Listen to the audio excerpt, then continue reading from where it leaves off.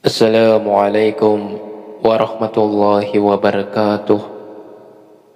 Bismillahirrahmanirrahim.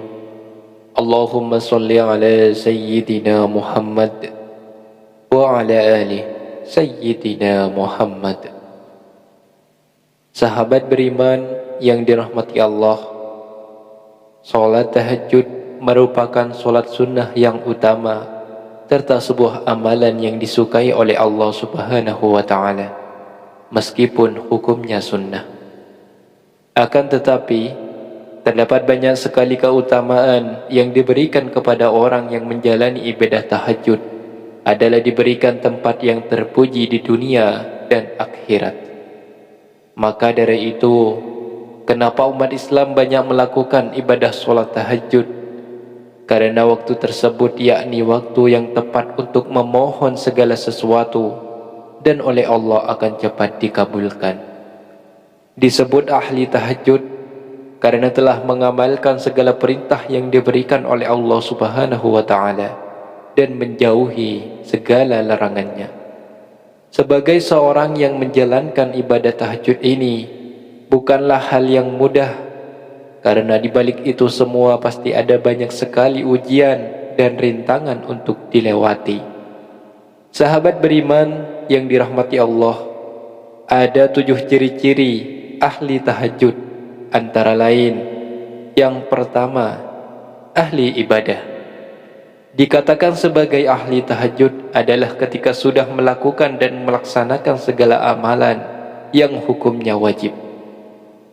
Jadi, orang yang telah mengamalkan amalan yang diperintahkan oleh Allah Subhanahu wa ta'ala bersifat wajib dilaksanakan, maka orang tersebut merupakan ahli ibadah.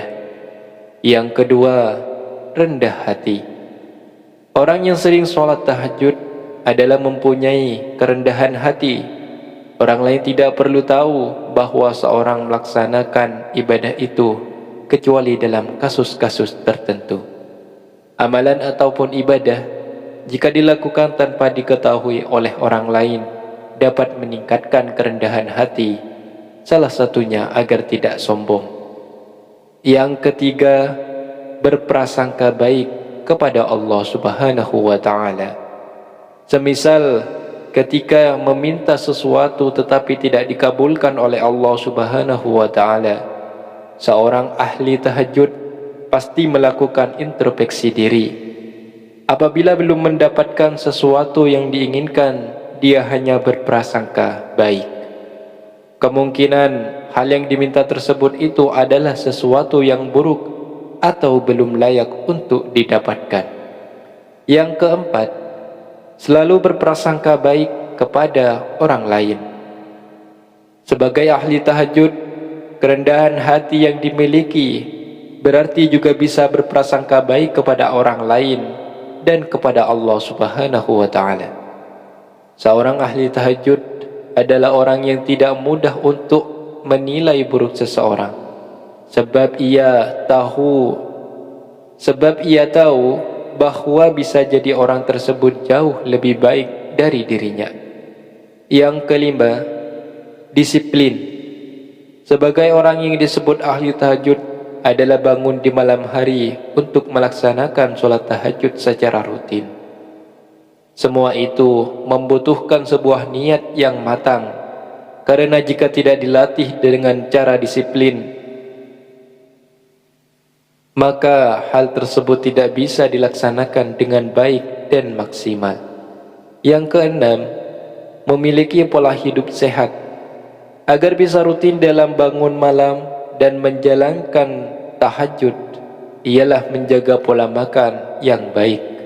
Hal itu dilakukan demi menjaga agar tidak kehilangan ritmenya ketika hendak menjalankan ibadah tahajud tersebut.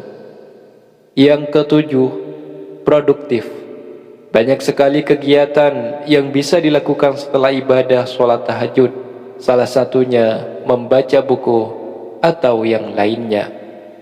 Sahabat beriman yang dirahmati Allah, ahli tahajud juga harus bisa melakukan aktivitas pada pagi hari, sebab pagi hari otak dapat mudah menyerap segala sesuatu dengan mudah.